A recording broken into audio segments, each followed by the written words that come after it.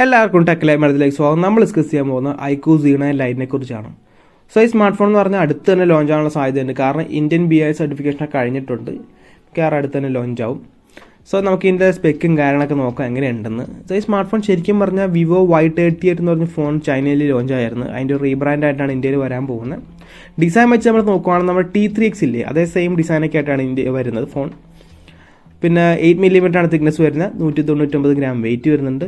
Plastic back, plastic frame, IP64 rating വരുന്നുണ്ട്. Side mounted fingerprint scanner വരുന്നുണ്ട്. Typical 10K ആ റേഞ്ചാണ് ഈ phone. ആ സ്പെക്കൊക്കെ ആയിട്ടാണ് വരുന്നത്. ഡിസൈൻ്റെ കാര്യത്തിൽ ഡിസൈൻ വലിയ കുഴപ്പമൊന്നുമില്ലാത്ത ഡിസൈനാണ് വരുന്നത്. പിന്നെ ബിൽഡ് ക്വാളിറ്റി അത്യാവശ്യം വരുന്നുണ്ട്. നമുക്ക് IP64 റേറ്റിംഗ് കിട്ടുന്നുണ്ടല്ലോ. ഇനി ഡിസ്പ്ലേയുടെ കാര്യം നമ്മൾ നോക്കുവാണെങ്കിൽ 6.68 ഇഞ്ചിൻ്റെ ഒരു HD+ 120 Hz IPS ഡിസ്പ്ലേ ആണ് വരുന്നത്. 1000 nits ആണ് ബ്രൈറ്റ്നസ് വരുന്നത്. പക്ഷെ ഞാൻ പറഞ്ഞ പോലെ തന്നെ നമ്മുടെ പ്രൈസ് റേഞ്ച് വെച്ച് നോക്കുമ്പോൾ നമുക്ക് ഇവിടെ സാധാരണ 90 Hz ആണ് കിട്ടാറ്. സോ നമുക്കിവിടെ 120 Hz ഡിസ്പ്ലേ കിട്ടുന്നുണ്ട്. 1000 nits ബ്രൈറ്റ്നസും കിട്ടുന്നുണ്ട്. സോ അത് നല്ല കാര്യം തന്നെയാണ്. അത്യാവശ്യം ക്വാളിറ്റിയുള്ള ഡിസ്പ്ലേ തന്നെയാണ് ഐക്യു ഉപയോഗിച്ചിരിക്കുന്നത്. ഇനി ഓഡിയോയുടെ കാര്യം നമ്മൾ നോക്കുവാണെങ്കിൽ ഡുവൽ സ്റ്റീരിയോ സ്പീക്കേഴ്സും കിട്ടുന്നുണ്ട്. 3.5mm ജാക്കും കിട്ടുന്നുണ്ട്.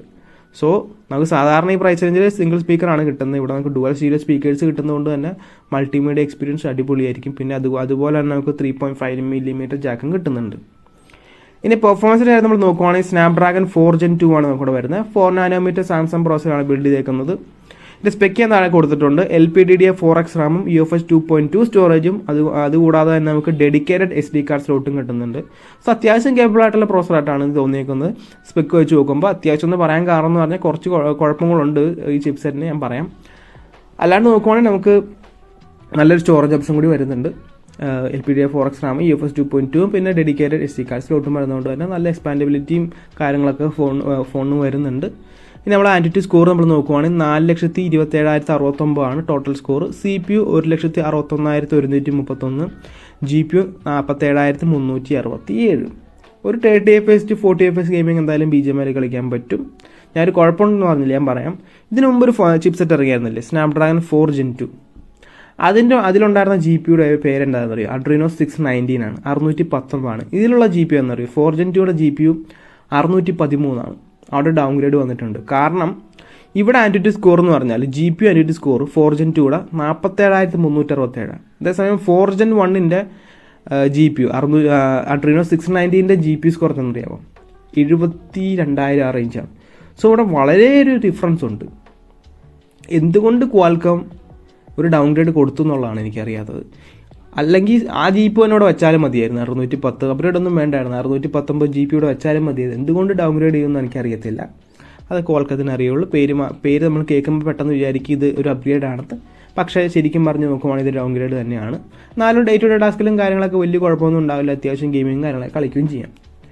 ഇനി ക്യാമറയുടെ കാര്യം നമ്മൾ നോക്കുവാണെങ്കിൽ നമുക്കൊരു ഡുവൽ ക്യാമറ സെറ്റപ്പാണ് പുറകിൽ വരിക.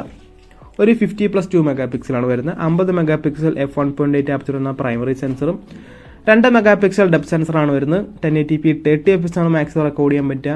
പിന്നെ 8 MP f2.1 സെൽഫി ക്യാമറ വരുന്നുണ്ട്. അവിടെയും 1080p 30 fps ആണ്.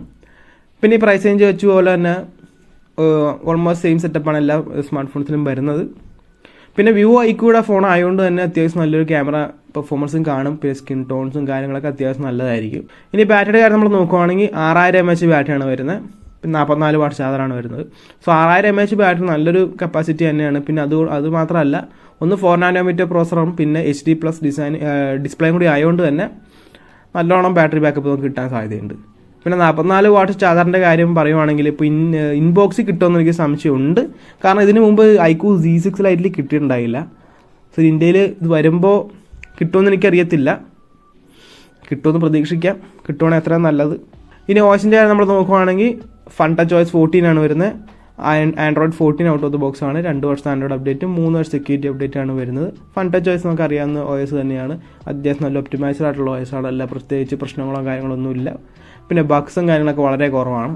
പിന്നെ ബ്രോഡ്ബാൻഡ്സും കാര്യങ്ങളൊക്കെ ഉണ്ട്, അതൊന്ന് ഡിസേബിൾ ചെയ്യാന്നേ ഉള്ളൂ. ഇനി കണക്റ്റിവിറ്റി കാര്യം നമ്മൾ നോക്കുവാണെങ്കിൽ 5G ആണ് വരുന്നത്. Wi-Fi 5 ആണ്. Bluetooth 5.1 dedicated SD card slot വരുന്നുണ്ട്. USB Type-C 2.0 ആണ് വരുന്നത്. 3.5mm ജാക്ക് വരുന്നുണ്ട്. ജൈറോസ്കോപ്പും കാര്യങ്ങളും എല്ലാ കാര്യങ്ങളും വരുന്നുണ്ട്. സോ കണക്റ്റിവിറ്റി കാര്യത്തിൽ വലിയ കുറവുകളൊന്നും വരുത്തിയിട്ടില്ല ഐക്യു. ഇനി പ്രൈസ് നമ്മൾ നോക്കുവാണെങ്കിൽ ഇന്ത്യയിൽ വരുമ്പോൾ 3 വേരിയൻറ്റ് വരാനാണ് ചാൻസ് കൂടുതൽ. 4 GB 128 GB, 6 GB 128, 8 GB 128. ആ 4 GB 128 മിക്കവാറും സ്റ്റാർട്ട് ചെയ്യാൻ പോകുന്ന ഒരു 9999 അല്ലെങ്കിൽ 9500 ആ റേഞ്ച് ആയിരിക്കും വരാൻ സാധ്യത. കൂടുതൽ എക്സ്പെക്റ്റഡ് പ്രൈസ് റേഞ്ചാണ് ഞാൻ പറയുന്നത് കേട്ടോ. ആ പ്രൈസ് റേഞ്ച് വെച്ച് നോക്കുവാണെങ്കിൽ ഒരു ഓവറോൾ ബെറ്റർ ആയിട്ടുള്ള ഫോണായിട്ടാണ് മിക്ക ഫോണായിട്ട് കമ്പയർ ചെയ്യുമ്പോഴും ഈ സ്മാർട്ട് ഫോൺസിൽ ഈ പ്രൈസ് റേഞ്ചിലെ മിക്ക ഫോണുകളും നമ്മുടെ യൂണിസോക്കിൻ്റെ പ്രോസറൊക്കെ ആയിട്ടാണ് വരുന്നത്. യൂണിസോക്ക് T616 612 ആ പ്രോസറൊക്കെ ആയിട്ടാണ് വരുന്നത്. അത് വെച്ചൊക്കെ നോക്കുവാണെങ്കിൽ അതുകൊണ്ട് നല്ലൊരു പ്രോസറായിട്ടാണ് എനിക്ക് തോന്നിയിരിക്കുന്നത് സ്നാപ്ഡ്രാഗൺ 4 Gen 2. പിന്നെ ഓവറോൾ ഫോൺ വെച്ച് നോക്കുവാണെങ്കിൽ അത്യാവശ്യം നല്ല ഫോണാണ് ആ ഒരു 10K റേഞ്ചിൽ വരുമ്പോൾ. സോ നിങ്ങളുടെ സജഷൻസ് താഴെ കമൻറ്റ് ചെയ്യുക. നിങ്ങൾ ഈ ഫോൺ വേണ്ടി വെയിറ്റ് ചെയ്യുന്നുണ്ടോ, ഈ സ്പെക്ക് നിങ്ങൾക്ക് ഇഷ്ടപ്പെട്ടെന്ന് കമൻറ്റ് ചെയ്യുക. സോ ഗൈസ്, അപ്പോൾ എന്ത് വീഡിയോ ഇത്രയുള്ളൂ. എന്ത് വീഡിയോ ഇഷ്ടപ്പെട്ടാൽ ലൈക്ക് ചെയ്യുക, സബ്സ്ക്രൈബ് ചെയ്യുക, hit the bell icon. Future video നോക്കി നെക്സ്റ്റ് വീഡിയോ കാണാം.